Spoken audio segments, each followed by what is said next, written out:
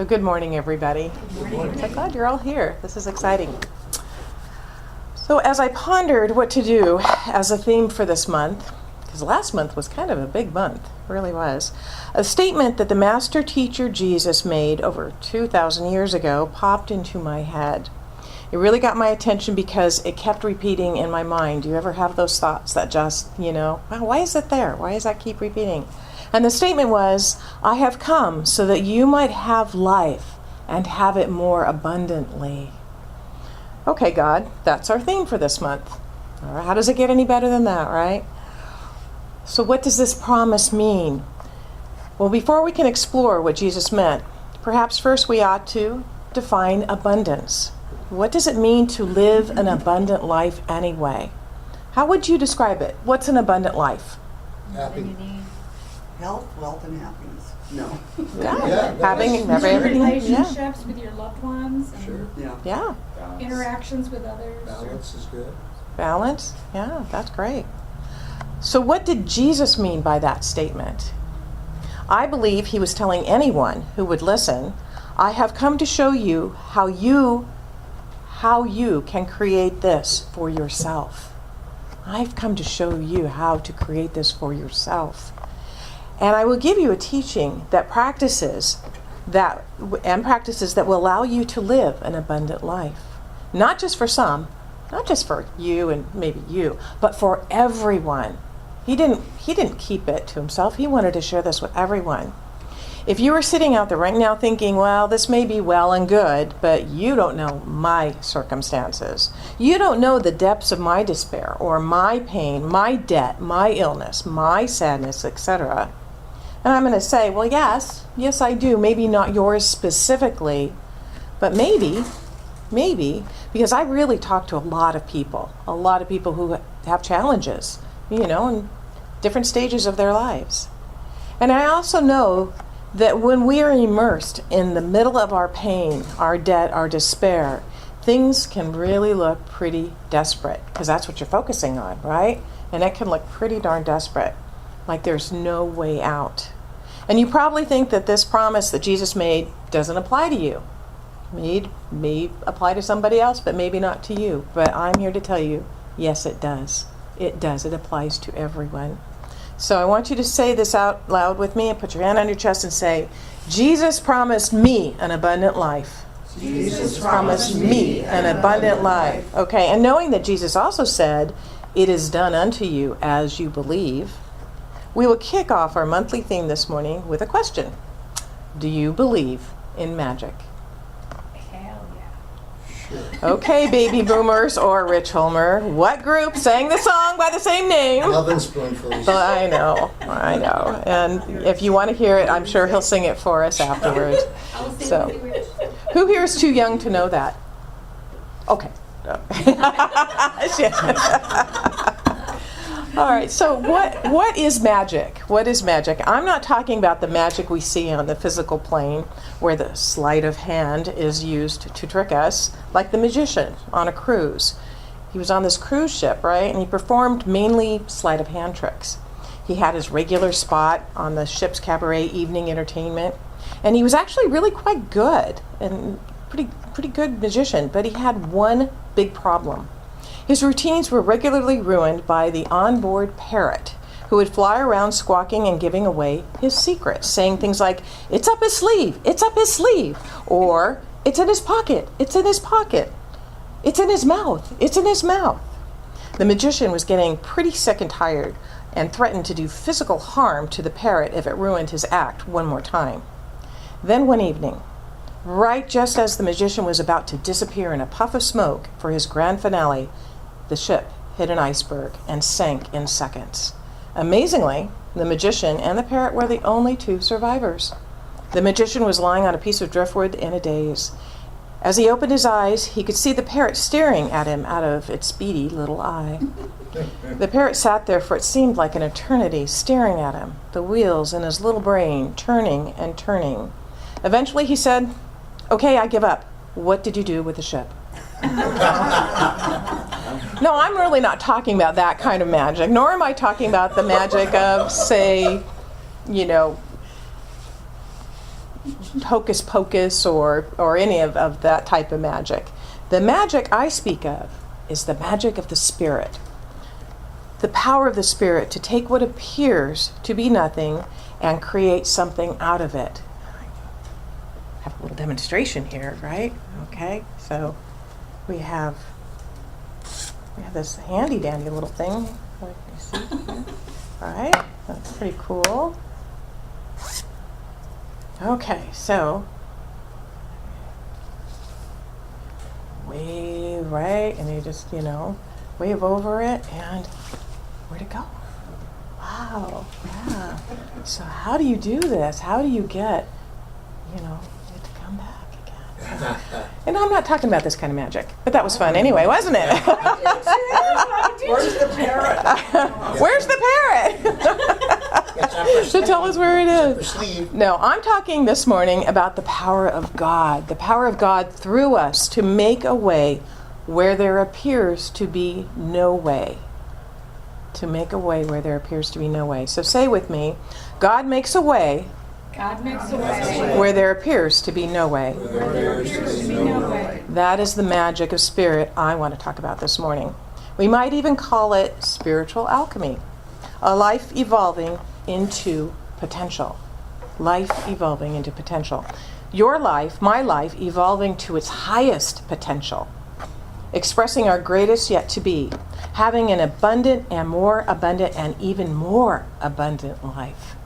Need greater ideas, right? I want to help you believe in magic this morning by giving you some images to help symbolize the magic in life. The trappings of a magician, a wizard of olden times, are what? How would you describe? What are the trappings of a magician? What does a magician wear? A cloak. He wears a magician's cloak, right? A wizard's robe? Okay. Okay, and then we have a conical hat. And finally, a magic wand. Okay. And I was going to dig out one of the wands that I brought my kids back from Harry Potter World, but who knows where they are. So, okay. So how about using each of these items as symbols of spiritual alchemy? So we're going to start by taking a look at the wizard's robe. All right. This symbolizes being in the flow, being embraced by spirit. As the robe enfolds the wizard, so it could enfold us. It would remind us to enfold ourselves in the wholeness of life. In the realization that it's all God. It's all God. The up and the down and the outs is all God. Because leading a magical life, embracing Jesus' promise of an abundant life does not necessarily mean we no longer have challenges in our lives, does it? It's how we look at those challenges. Oftentimes we can experience magic in a greater way when we are in a time of great sorrow or loss or fear. But why is this? How come? Why? Because our hearts break open and crack our old paradigms of understanding. When we're the most vulnerable is when we open up to greater understanding. It shatters our limitations and our outmoded beliefs. That wasn't working anymore. We have to be open for something new. People often ask why disasters, deep pain, loss, extreme circumstances occur. Why do bad things happen to good people? People often ask that. Perhaps the questions that would serve us better are, what is there for me to know from this? How must I grow? How does this challenge open me to greater spiritual understanding and a closer walk with God? New Thought author Eric Butterworth once wrote, if you are faced with a challenge, refuse to be panic-stricken. And sometimes that's a habit to go straight to that. Everything's going great. Our spiritual practices are great. Oh, shoot, flat tire, dead battery. Wait, no, refuse. Refuse to go to that. Life flows on. Declare for yourself, I accept the reality of the situation, but not its permanence. Certainly, there is no point in hiding your head in the sand. The experience is there to be met. Determine that you will meet it, but on your terms. Do not let the outer happening squeeze you into its box, but open your mind to the flow of wisdom, love, and good judgment by which you can deal masterfully with it. When we are met with challenges, the original blessing of these situations may not be apparently clear, but we can assure ourselves that, as in the oyster shell, the pearl lies within our challenge. The problem is that when we fail to remember the presence, we can really get into what might be called the dark night of the soul. Who's experienced a dark night of the soul? I know I have. All of the darkness is because we have tried to bend the principle to fix the problem. Starting today, working with principle to eliminate the darkness. Or start today. That's what we want to do, is start today to use our principle to eliminate the darkness. Listen to the magic of flow and embracing the fullness of God in Rumi's famous poem, The Guest House. This being human is in a guest house. Every morning a new arrival. A joy, a depression, a meanness, some momentary awareness comes as an unexpected visitor. Welcome and entertain them all, even if they're a crowd of sorrows who violently sweep your house, empty of its furniture. Still, treat each guest honorably. He may be clearing you out for some new delight. The dark thought, the shame, the malice, meet them at the door laughing and invite them in. Be grateful for whoever comes, because each has been sent as a guide from beyond.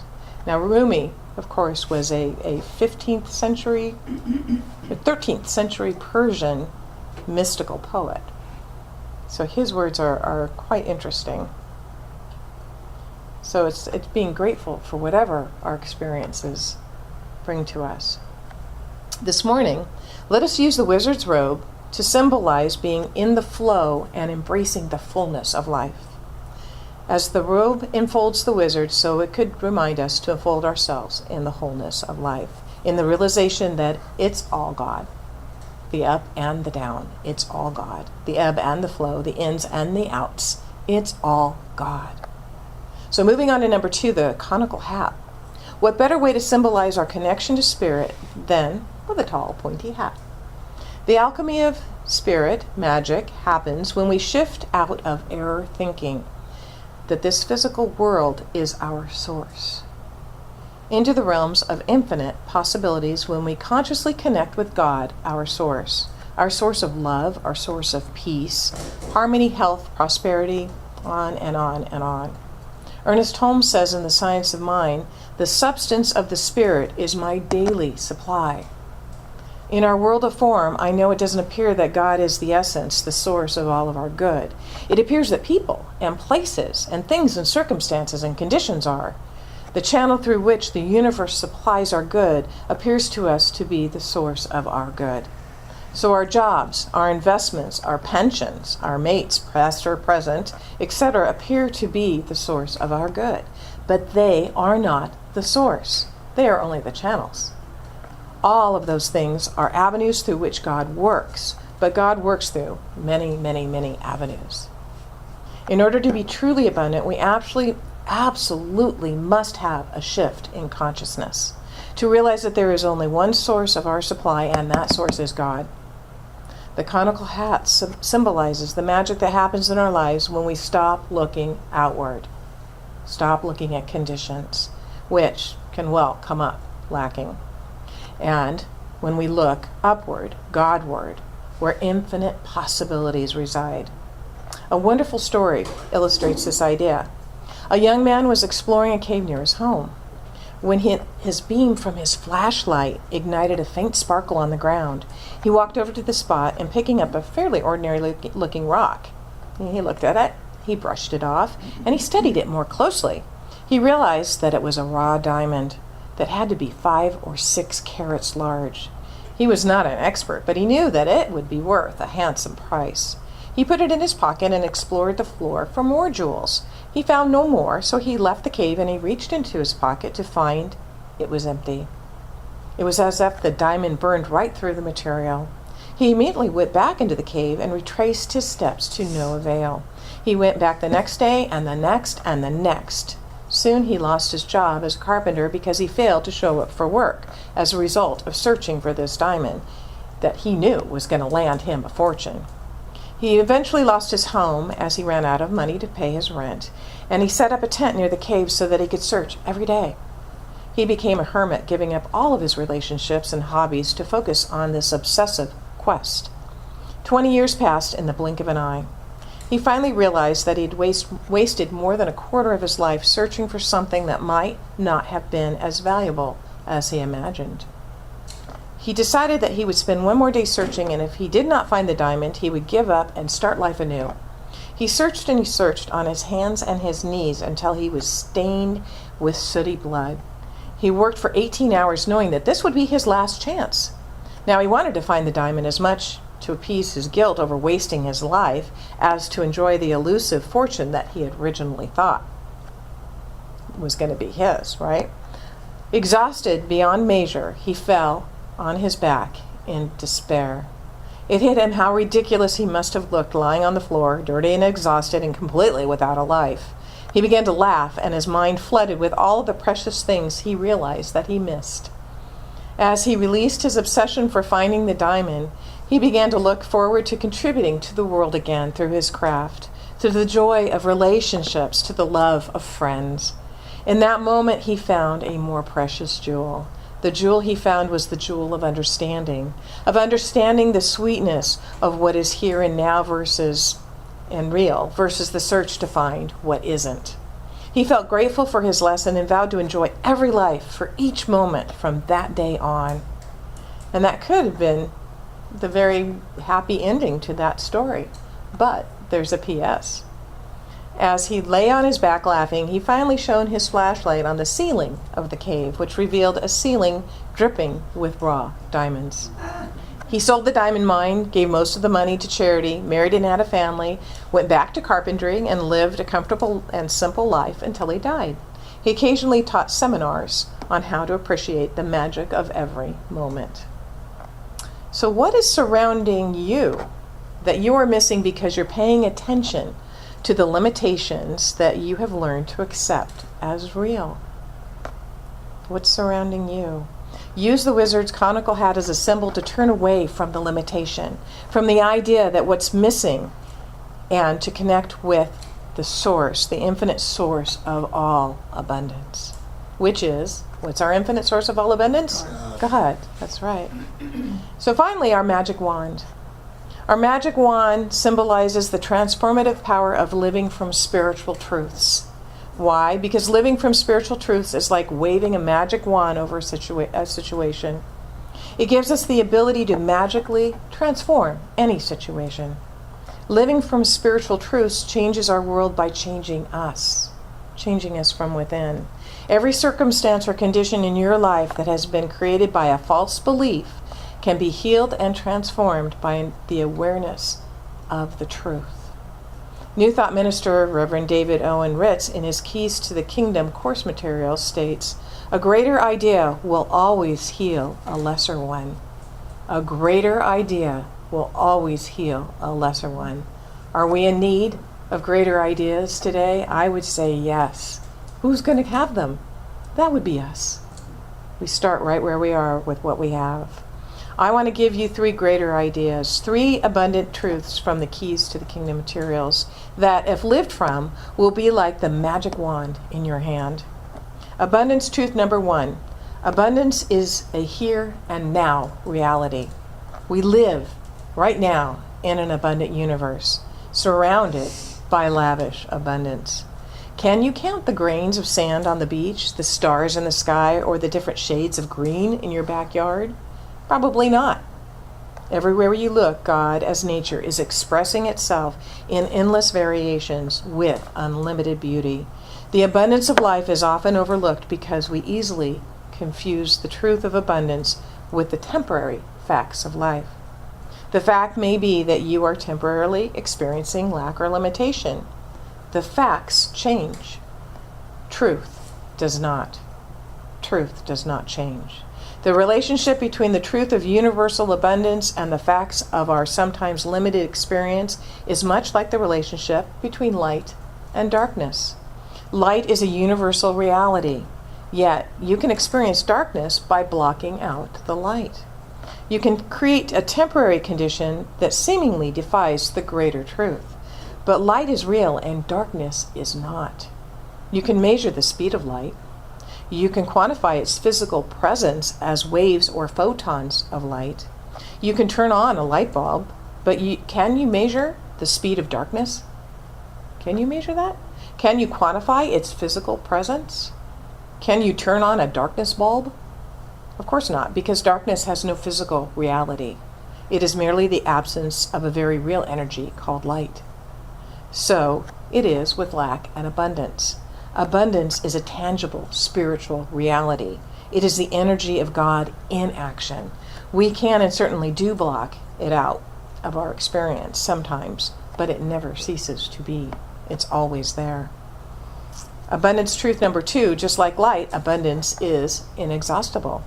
We have a false belief that there is only so much to go around. Better grab ours, because it's going to be gone. There's only so much to go around. But the truth is that that creation is an ongoing activity of spirit.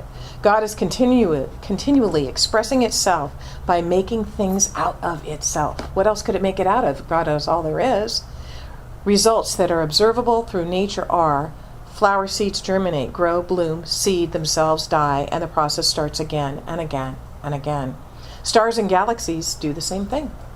Everything is a part of an ongoing, creative, and I'm going to say expansive process. We are always expanding.